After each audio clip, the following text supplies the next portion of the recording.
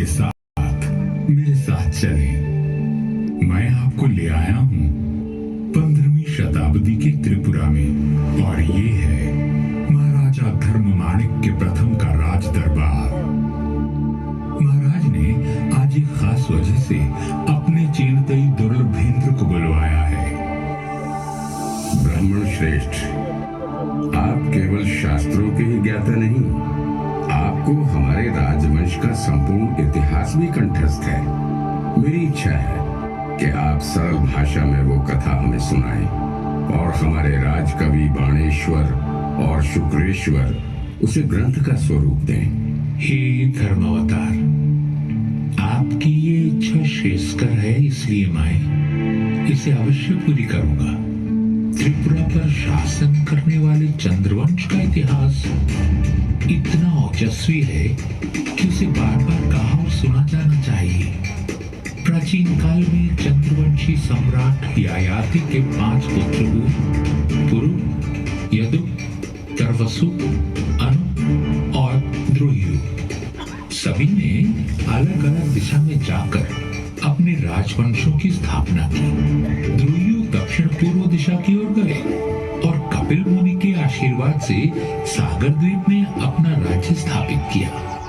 कपिल मुनि ने आशीर्वाद देते हुए कहा था, त्रिवेद नागरिम शुभम। महाराज द्रोयु के 27वें वंशज पूर्व दिशा की ओर गए, जहां उन्होंने किरातों को परास्त किया। वहीं ब्रह्मपुत्र और कपिला नदी के संगम पर एक नया नगर बसाया गया, जिसका नाम त्रिवेग था। त्रिपुरा केवल एक शब्द नहीं, कृपा है शिव और शक्ति की।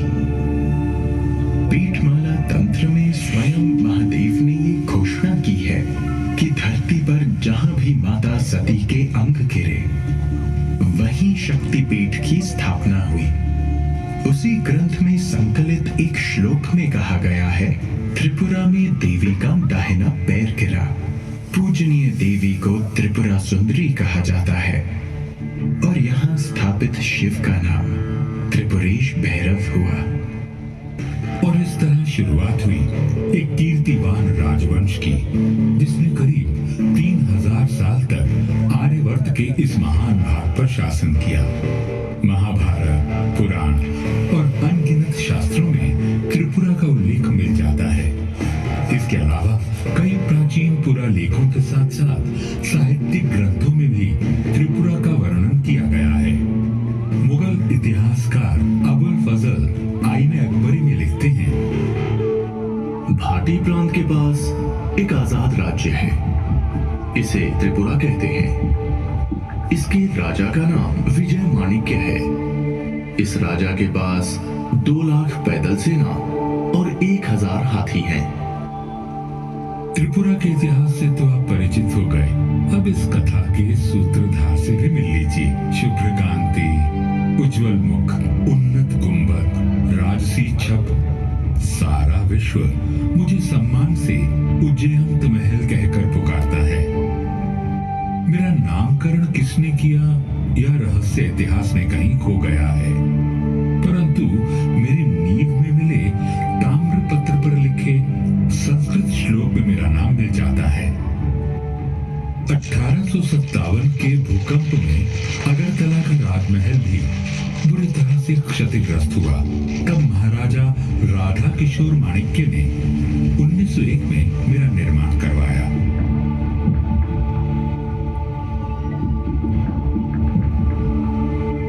मेरी इमारत में रोमन और मुगल कला का मिश्रण देखा जा सकता है। अपने 2 तालाबों और दोनों तरफ बने खूबसूरत फूलों के बागों के साथ मैं आगंतुकों का स्वागत करता हूँ।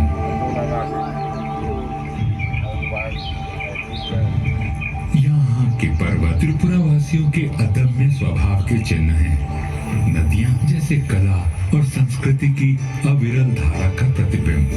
यहाँ के उदार जंगल जीवन को आश्रय देते हैं, पर यहाँ की प्राकृतिक सुंदरता वैदिक कवियों की कल्पना से अद्भुत है।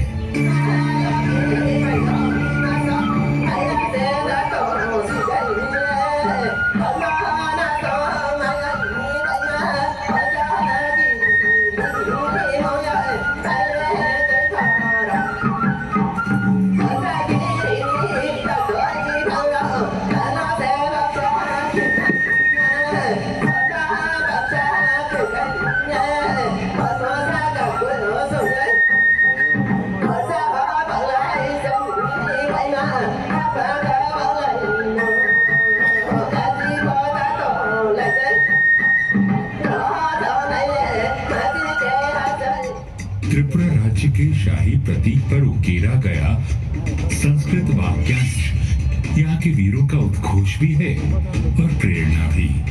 किल विदुर वीरता सार्मिकम, वीरता से अधिक आवश्यक और कुछ भी नहीं।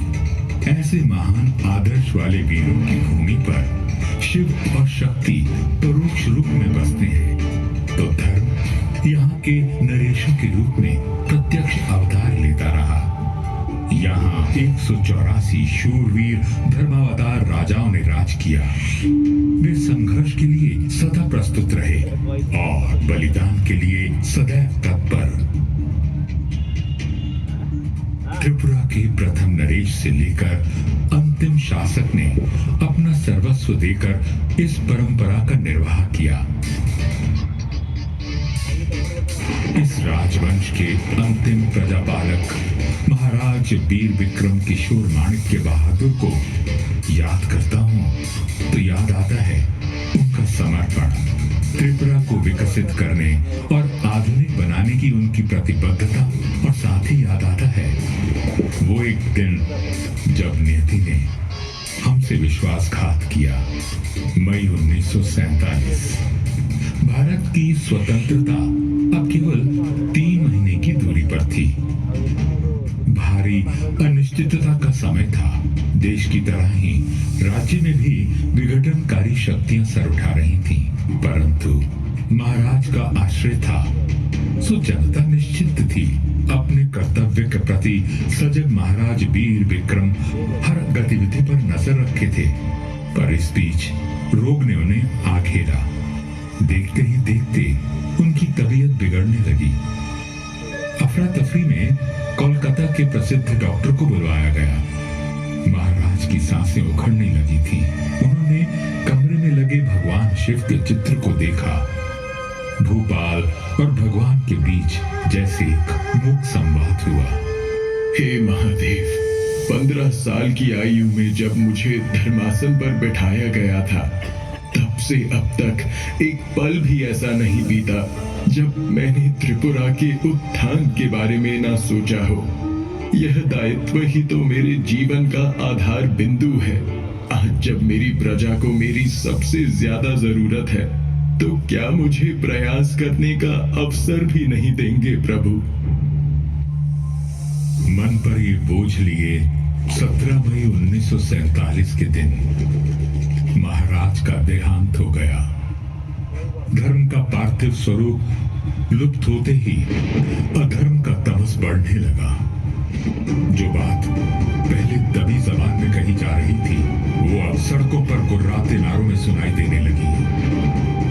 पाकिस्तान जिंदाबाद, लड़के लेंगे हिंदुस्तान। पाकिस्तान जिंदाबाद, लड़के लेंगे हिंदुस्तान। राज्य का अस्तित्व दांव पर लगा था, पर भय था हजारों वर्षों से सहेजी हुई परंपरा और संस्कृति के विलुप्त हो जाने का। परंतु ऐसी चुनौतियां त्रिपुरा के लिए नई कहां थी।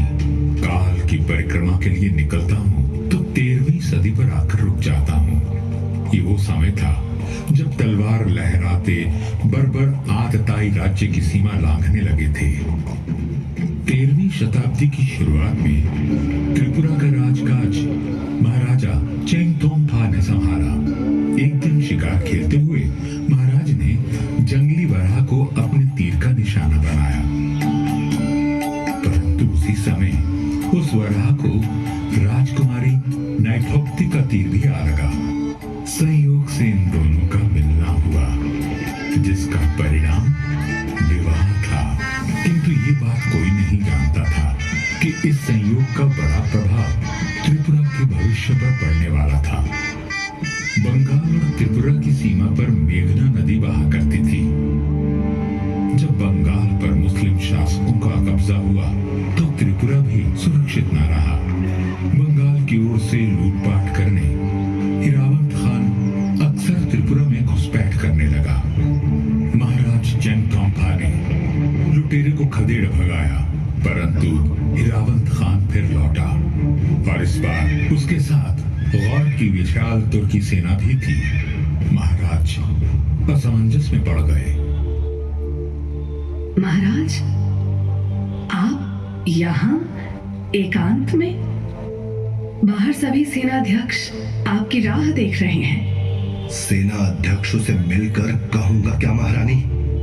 हिरावंत खान की सेना से टक्कर लेना आत्मघात है। समर्पण से तो मृत्यु उत्तम है। आप समझ नहीं रही हैं महारानी। सुबह से मेरी आंख फड़क रही है। ये शुभ संकेत नहीं है। धर्मावतार, जब शत्रु द्वार तक आ पहुंचे तो वीर पुरुष की भुजाएं फड़कती हैं। यदि आपको अनिश्चय ने स्तब्ध कर दिया है तो हिरावंत खान का मुकाबला मैं करूंगी। और महारानी ने ऐसा ही किया। विकराल गज पर सवार महारानी नैथोक्ति क्रुद्ध माता त्रिपुरा सुंदरी का रूप लग रही थी। उनका हाथी ऐसे गरजता था मानो इंद्र के ऐरावत को चुनौती दे रहा हो। महारानी की चीत्कार ने त्रिपुरा की सेना को और अधिक प्रोत्साहित किया और अपने पराक्रम से त्रिपुरा के वीरों ने अपने राज्य की रक्षा की। 1240 में हुए इस युद्ध में त्रिपुरा की जीत हुई और महारानी त्रिपुरा सुंदरी के नाम से प्रख्यात हुई। परंतु यह समर आने वाले विकट समय की चेतावनी बनकर आया था। 15वीं सदी के अंत में महाराज धन्य माणिक्य का उदय हुआ, जो उतना ही नाटकीय